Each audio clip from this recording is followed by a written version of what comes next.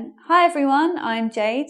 What we're talking about today is some pronunciation tips for British English. Some of them are tips, some of them are observations that you might be interested to know. We've got 8 of them, so let's get started.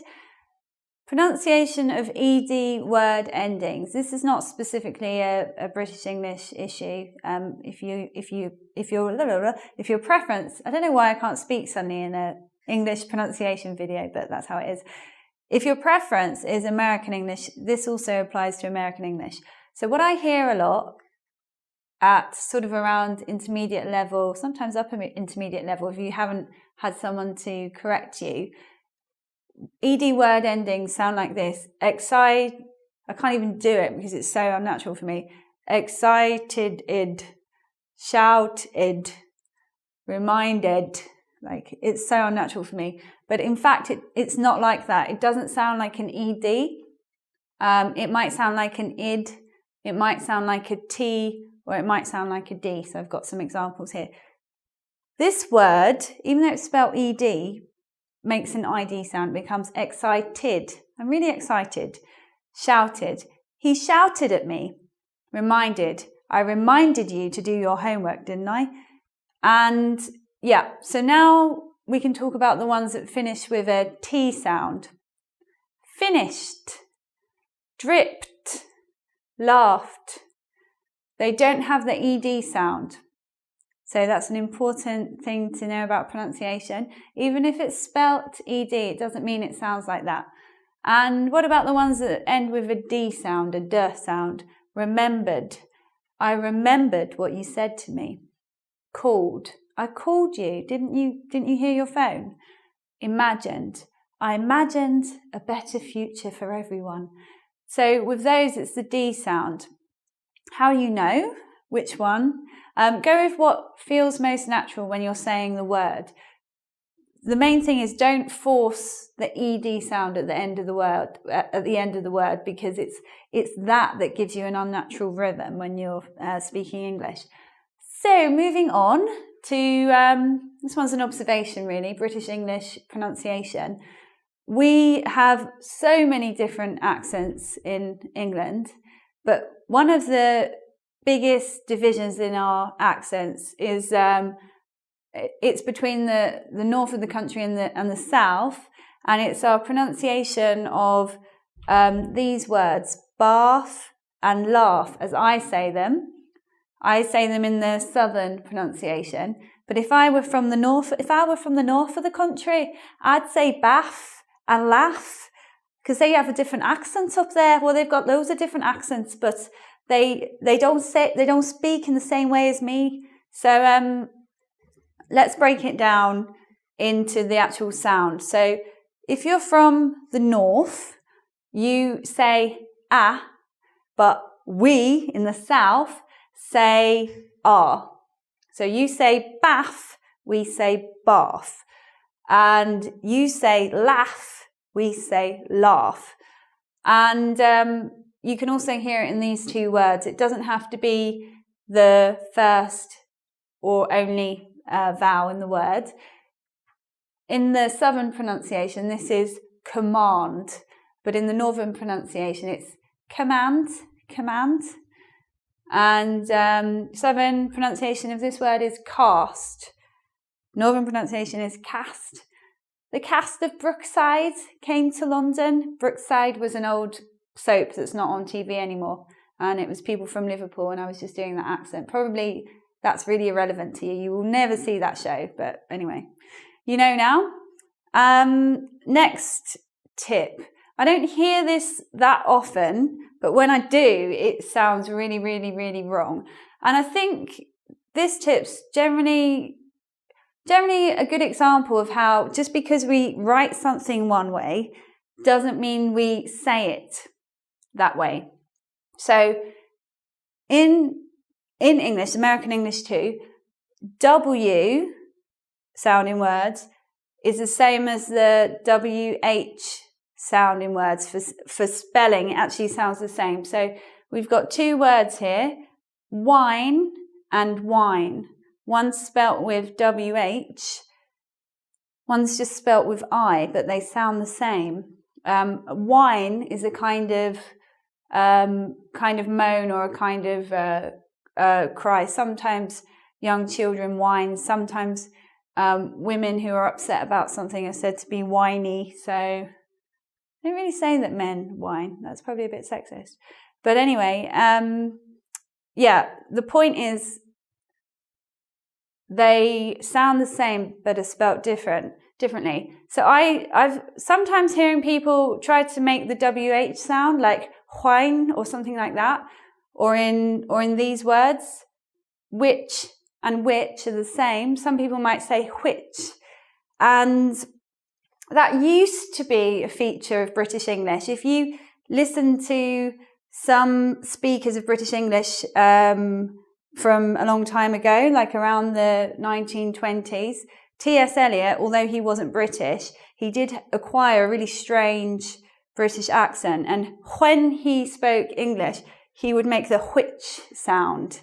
And that was a standard feature of the accent then. But if you say it now, it just sounds a bit weird. So don't be making the wh sound.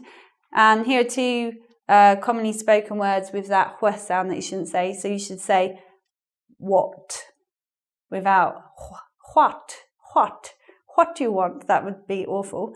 And where, don't say that. Just say it without the H sound. Let's take a look at the pronunciation of ing word endings. So in just relaxed, informal speech, I feel that a lot of dialects don't pronounce the G. So it will be like this. I was listening to some music. You don't hear the G there. But if we're making an effort to speak properly and with very good enunciation, you would hear the G slightly. It would sound like this.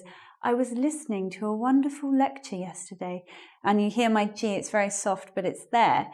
Something to say about British English pronunciation is, again, this is a north-south difference, is that they, up there, some of the accents ring the G, so it's like listening, speaking, I was speaking to him. And if that's a feature of your accent, that's a feature of your accent. But in standard English, you don't ring it. You don't make an extra g or j sound at the end. So the standard way is to make the G sound, reading. But I'm just letting you know that in relaxed and informal speech, many times we don't hear the G. So when we come back, we'll look at the other 4 rules, or tips and observations about pronunciations. Number 5, when we're saying words with 2 or more syllables, very often the second syllable is not stressed, and it's what we call a schwa. So even though all these words have a different spelling for the second syllable, they become a schwa. So what some people do is they'll say the word, and a good example is this word. They'll say England, but actually it sounds like this, England. So the vowel changes to a schwa, and then another way to look at it is it becomes a softer sound. So let's say some of the words. London, not London, London. England, together, not together, together. Button, not button, button. Cousin. So that's the schwa, and supposedly the most common sound in the English language, and it's a pretty confusing sound as well because it's always spelt in different ways and doesn't actually sound exactly the same when it moves around into different words. So not an easy one to get familiar with. So the main thing to take away from it is that don't put that very big stress on all your syllables in the word. It won't sound right. Tip number 6, British English is a non-rhotic accent. This is the sound R. In your language, maybe you do that thing where you roll your tongue, which I can't do. I so can't do it. So like how I can't do that sound, you might find it really hard to make that sound without rolling your tongue.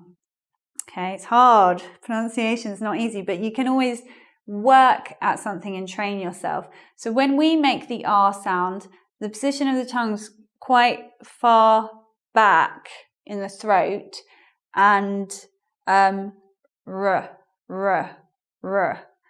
and it doesn't have that rhotic sound. And in some dialects, for example, in Scottish, you do hear it. So I'm going to say this sentence in the Scottish accent. The murderer wore red. Sorry, Scottish people. But they put the r sound in. Oh, I kind of did it then. Maybe I can do it after all. But in my accent, I would say the murderer wore red. So we don't roll our tongues. And that's something, if you want to speak standard British English, you could work on that r if you do it. So if you're Arabic or if you're Spanish, Italian as well, you could work on that sound. Number 7 now. So this is a hard sound. I'm going to have to be honest with you. It's a hard sound for me because I'm a Londoner, and I'm from South London, and we don't like this sound very much. We like to replace it with an F sound.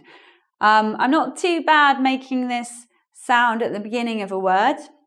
3, thought, think, but sometimes it's quite hard for me, like in this word. I want to say birthday with an F, but it should be birthday. It's really hard for me. But it's not just hard for me, it's hard for people all over the world. Maybe we should just get rid of the sound. We don't need it anymore. Some people replace it with a D. I've got an Italian student who replaces it with D. So he would say dirty tree. That's not an Italian restaurant, but Italian restaurant? Why am I thinking about food? It's not an Italian accent. Because he can't say th, he replaces it with d. But other people might replace it with v as well. So tip for making the sound is you put your tongue between your teeth, and it's kind of whistly sound without the your lip is more pursed at the top, so you don't want to do that when you're making the so yeah, just try it a bit. I'll say the words for you. 3, thumbs up if you can make that sound. Birthday, thought, think, bath. See, it's hard for me. I'm trying with you. We're learning together today. And rule number 8, can't. Oh, that's meant to have that there. A lot of people get confused because sometimes they think, did you say a negative there or did you say the positive? Get really confused because in British English, we don't always say the T, we don't always pronounce the T in this word, can't. So it might sound like this, I can't understand you, but it might also sound like this, I can't understand you, I can't understand you. And when I said it the second way, you didn't hear the T.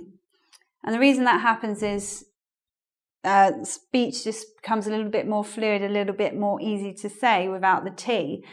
But you don't need to be confused because actually the opposite of can't is can. And can